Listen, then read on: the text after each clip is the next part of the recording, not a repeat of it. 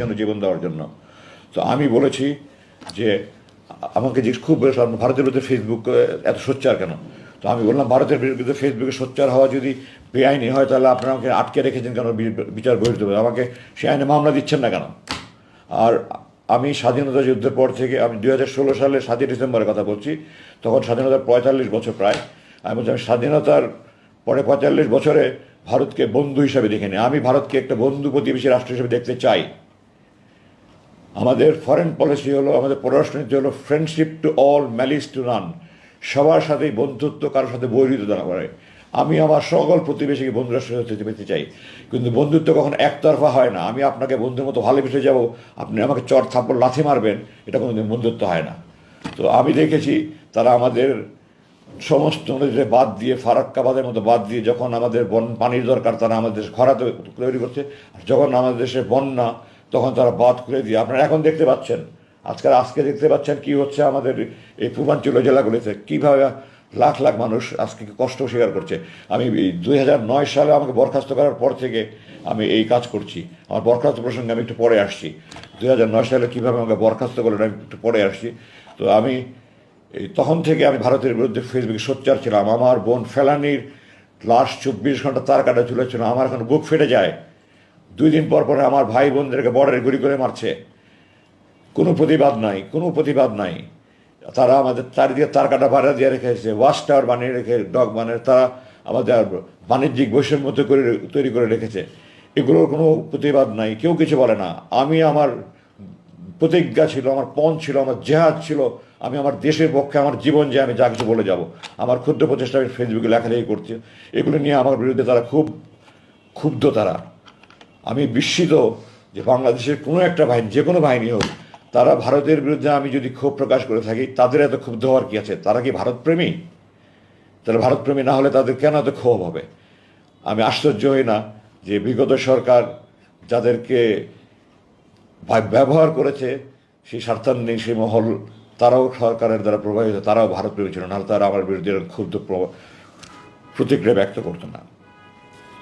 আমি এই প্রসঙ্গে আরেকটু পূর্বে ফিরে যেতে চাই। আমরা যেমন ভারতকে বন্ধু মনে করলে হবে না, আমাদের ইতিহাস জানতে হবে। আমরা যদি ইতিহাস না জানি তাহলে আমরা ভুল করব। আমরা বারবার ভুল করেছি, আমরা এখন আর ভুল করতে চাই না। 1905 সালে এই ব্রিটিশ সরকার আমাদের এই বঙ্গভঙ্গ করেছিল পূর্ব বাংলার মুসলমানদের উন্নতির জন্য। এই ভারত এটার বিরুদ্ধে আন্দোলন করে, বঙ্গভঙ্গ রদ মানে বাতিল আন্দোলন করে, 6 বছর পর্যন্ত বাতিল আন্দোলন করে এটাকে বাতিল করে আমাদের 2 বাংলা এক করেছে। তারা আমাদের মুসলমানদের উন্নতি চায়নি। 1971 সালে, আপনারা জানেন না, দেশবাসীর জানা উচিত এগুলো, আমরা মৈত্রী চুক্তি নামে অক্টোবর 1971 সালে আমাদের অস্থায়ী সরকার একটা চুক্তি করেছিল।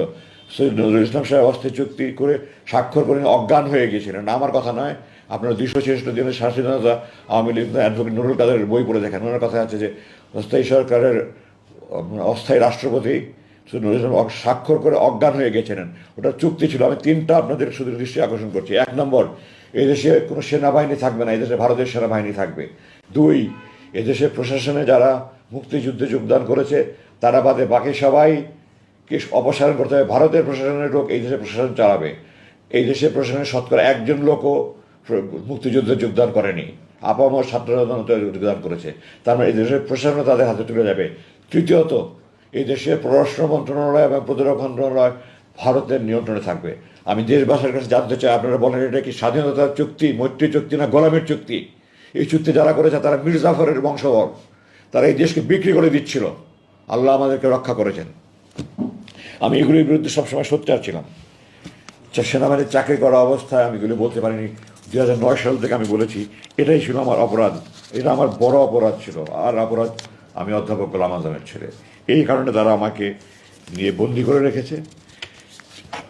এবং এই 29,794 ঘন্টার কাহিনী, 29,794 দিন বলেও শেষ করা যাবে না। সেই নির্মম কারাগারে আল্লাহ আমাকে চোখ দিয়েছেন আল্লাহ পৃথিবী দেখার জন্য। আমার এটা অধিকার, আমার সেই অধিকার কেড়ে নেওয়া আছে। আমি আল্লাহর আকাশ দেখিনি, বা সূর্য দেখিনি, চাঁদ দেখিনি, মেঘ দেখিনি, বৃষ্টি দেখিনি, রোদ দেখিনি, আমি আল্লাহর মাটি দেখিনি, গাছ দেখিনি। আমার রুমের দক্ষিণ দিকে 2টা ছোট ভেন্টিলেটর ছিল, ওগুলো দিয়ে মাঝে মাঝে একটু আলো দেখা যেত। আমি মাঝে মাঝে ওই তাকিয়ে দেখতাম। তারা এটা সিসি ক্যামেরা দিয়ে খেয়াল করে ওটাও বন্ধ করে দিয়েছে। আমার বুক হাহাকার করতো, আমি আল্লাহর দুনিয়া দেখতে চাই। মাঝে মাঝে মনে হতো আমি বন্ধ করে তাহাজ্জুদ পড়ে যে আল্লাহ, যারা তোমার দুনিয়া দেখা আমার জন্য বন্ধ করে দিয়েছে, তুমি তাদের দৃষ্টিশক্তি বন্ধ করে দাও। কিন্তু আমি আল্লাহর কাছে বিচার দিয়েছি, আল্লাহ আমি বন্ধ করি না, তুমি আকামুল হাকিমিন, সর্বশ্রেষ্ঠ বিচারক আল্লাহ, তুমি তাদের ব্যবস্থা নিও।